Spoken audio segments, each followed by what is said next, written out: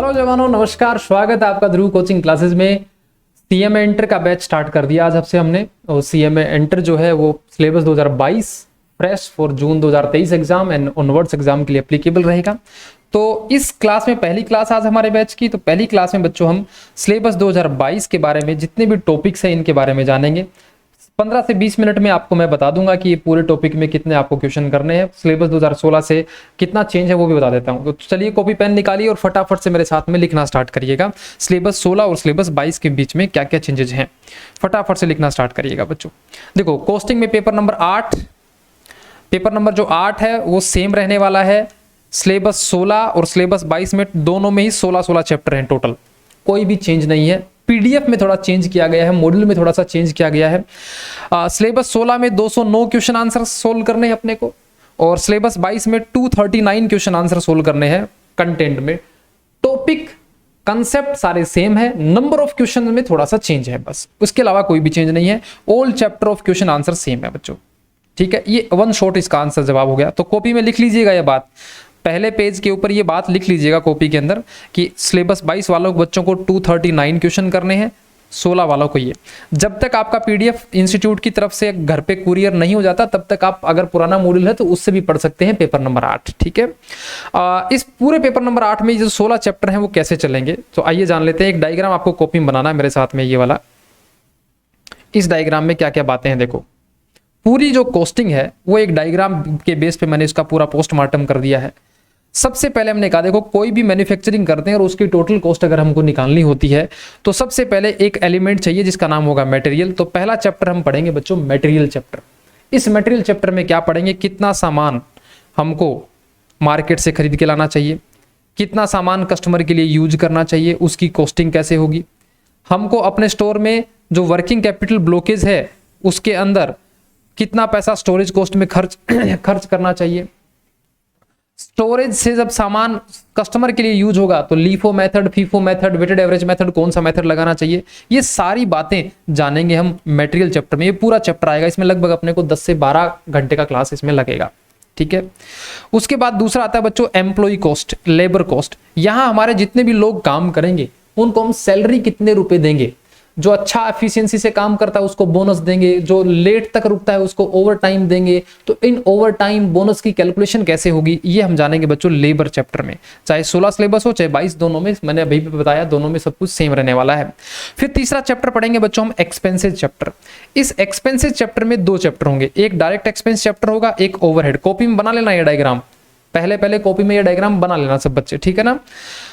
तीसरा चैप्टर का नाम होगा डायरेक्ट एक्सपेंस। ये 2 घंटे का एक चैप्टर होगा जिसमें आपको बताएंगे कि ट्रेसेबिलिटी के आधार पे कॉस्ट 2 प्रकार की होती है, डायरेक्ट इनडायरेक्ट। अभी ये बात मेरी समझ में नहीं आएगी आपको, तो 2 घंटे के आसपास ये चैप्टर लगेगा। ओवरहेड है बच्चों, जो इनडायरेक्ट कॉस्ट है उनका नाम ओवरहेड होता है, और ओवरहेड को पढ़ने के लिए अपन 10 से 12 घंटे की क्लास इसमें लगाएंगे। तो 3 चैप्टर ये हो गए, मटेरियल, लेबर, डायरेक्ट एक्सपेंस और ओवरहेड। टोटल ये 4 चैप्टर हो गए हमारे यहाँ पे।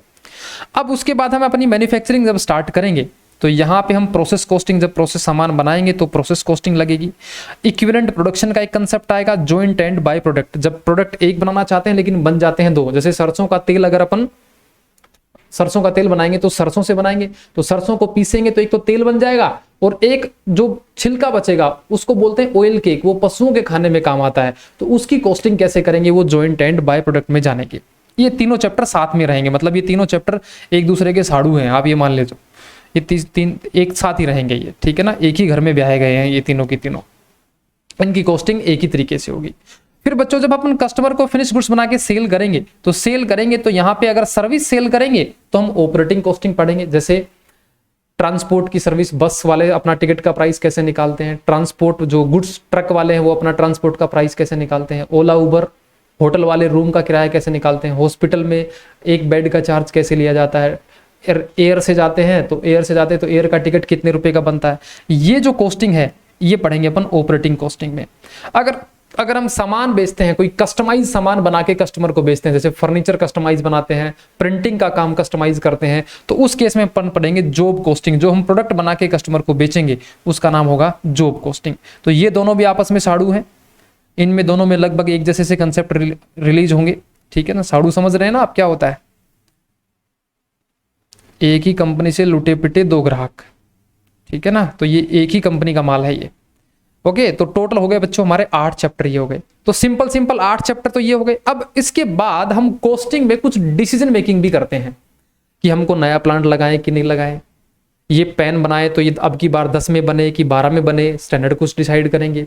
उसको बनाने में हमारे पास में कितना बजट है, रिसोर्सेज कितने हैं, उसका यूटिलाइजेशन कैसे करें। तो इन संबंधी बातों के लिए डिसीजन मेकिंग चैप्टर बने हैं 3, मार्जिनल कॉस्टिंग, बजट और स्टैंडर्ड। ये तीनों डिसीजन मेकिंग में काम आएंगे। प्लांट लगाएं कि नहीं लगाएं, मैं पार्ले जी कंपनी हूं तो नया बिस्किट का पैकेट लॉन्च करें कि नहीं करें, डिस्काउंट दें कि नहीं दें, इन सारे सवालों का जवाब जो है वो हमको मार्जिनल कॉस्टिंग, बजट और स्टैंडर्ड कॉस्टिंग में अपने को मिलते हैं। कौन सा परचेज मैनेजर अच्छा काम कर रहा है कि नहीं कर रहा है, प्रोडक्शन मैनेजर अच्छा काम कर रहा है कि नहीं कर रहा है, तो ये सारी बातें पढ़ेंगे अपन इन तीनों चैप्टर के अंदर। तो फटाफट कॉपी में लिख लो ये बातें भी। कुछ अदर चैप्टर आएंगे जो अपने आप में एक अलग कंसेप्ट लेके आएंगे, इनका दूसरे चैप्टर से कोई लेना देना नहीं है। जैसे कॉन्ट्रैक्ट कॉस्टिंग, कंस्ट्रक्शन, पुल, डैम, घर, स्कूल, बिल्डिंग बनाएंगे तो उसकी कॉस्टिंग कैसे निकालेंगे, कॉन्ट्रैक्ट कॉस्टिंग में आएगा। इंटीग्रल नॉन इंटीग्रल अकाउंट्स में क्या पढ़ेंगे बच्चे, इसमें हम ये पढ़ेंगे कि जैसे परचेज करते हैं अपन सामान को, तो फाइनेंशियल अकाउंटिंग में एंट्री डालते हैं अपन purchase account debit to cash purchase करने की, लेकिन फाइनेंशियल अकाउंटिंग में उस परचेज को फिर अपन यूज करते हैं मैन्युफैक्चरिंग में, तो यूज करने की एंट्री फाइनेंशियल अकाउंटिंग में नहीं होती। इसका मतलब कॉस्ट अकाउंटिंग में ये भी देखा जाएगा कि परचेज कितना है, और कॉस्ट अकाउंटिंग में देखा जाएगा कि यूज अभी तक कितना हुआ है। तो एक परचेज की एंट्री बनेगी, एक यूज की एंट्री बनेगी। जितना यूज हुआ है कस्टमर के बिल में, उतने ही रुपए का सामान कस्टमर के बिल में जोड़ा जाएगा। तो इस सिस्टम को, इस डेबिट और क्रेडिट के सिस्टम को हम कॉस्ट अकाउंटिंग में पढ़ेंगे ना, वो integral and non integral chapter के नाम से पढ़ेंगे। मतलब इसमें सिंपल भाषा में समझो, कॉस्टिंग में जनरल एंट्रियां कैसे होती हैं उसका समाधान है integral and non integral chapter. Okay, integral and non integral chapter. फिर एक रिकंसिलेशन, कॉस्टिंग का प्रॉफिट फाइनेंशियल के प्रॉफिट से रिकंसाइल करेंगे। जैसे बैंक रिकंसिलेशन स्टेटमेंट होता था अपना, तो बैंक रिकंसिलिएशन स्टेटमेंट का ही दूसरा पार्ट है ये। कॉस्ट अकाउंटिंग स्टैंडर्ड्स जो फाउंडेशन में आप पढ़ के आए हैं, 24 कॉस्ट अकाउंटिंग स्टैंडर्ड, उनके बारे में शॉर्ट पैराग्राफ और थ्योरी। तो टोटल ये बच्चों आपके 16 चैप्टर अपन इस पूरे सीएमए इंटर पेपर नंबर 8 में पढ़ने वाले हैं। तो फटाफट से ये था इंट्रोडक्शन, कॉपी में नोट डाउन कर लीजिएगा। और इसके साथ साथ इस बैच में आपको क्या क्या मिलने वाला है वो और देख लीजिएगा। जो मैं आपको पढ़ाने वाला हूं, कंटेंट में आईसीएमआई का मॉड्यूल यूज करूंगा। स्कैनर जो है वो पास्ट ईयर का पेपर का 2016 सिलेबस का स्कैनर अपन यूज करेंगे। पढ़ाने का पैटर्न क्या होगा बच्चों, एक नोटबुक लगानी है आपको मेरे साथ में, उसके अंदर मैं आपको कंसेप्ट स्क्रीन के ऊपर लिखवाऊंगा, आपको साथ साथ नोट डाउन करने हैं। मॉड्यूल के क्वेश्चन आंसर करेंगे और कुछ होमवर्क दिए जाएंगे और एक स्कैनर करेंगे। ये 3 कंटेंट आप मेरे साथ चलेंगे, ये 3 जो मेरे साथ क्लास में चलेंगे। कुछ अलग अलग एक नोटबुक लगा सकते हैं आप होमवर्क के लिए, एक अलग से लगा सकते हैं कि उसमें होमवर्क कर लेना। अगर मिक्स लगाओ तो मिक्स भी लगा सकते हैं, चॉइस विल बी योर्स। ठीक है, टोटल बच्चों इस 16 चैप्टर में 130 घंटे की क्लास लगेगी बच्चे। और ये बैच है 20 फरवरी लास्ट डे होगा, 20 फरवरी 2023 को खत्म हो जाएगा ये बैच हमारा। ठीक है, 130 घंटे का डन। तो ये पूरा का पूरा है। अब एक टॉपिक स्टार्ट कर लेते हैं अपन। पहले सब बच्चे बताओ यहां तक सबने लिख लिया क्या? देखो जी फटाफट से, ये पेपर नंबर 8 का हो गया हमारा इंट्रोडक्शन न्यू सिलेबस का। फटाफट से कॉपी में लिख लो। टॉपिक सारे के सारे यही हैं जो मैंने अभी बताया आपको नए सिलेबस में।